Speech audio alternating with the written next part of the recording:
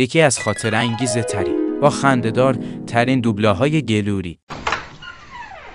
چه عجب، بالاخره اومدی خانم پار. مشکلی پیش اومده؟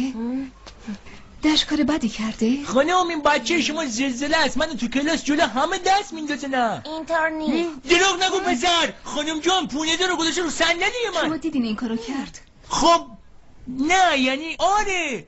من چه دومه. اوه پس از کجا میدونین؟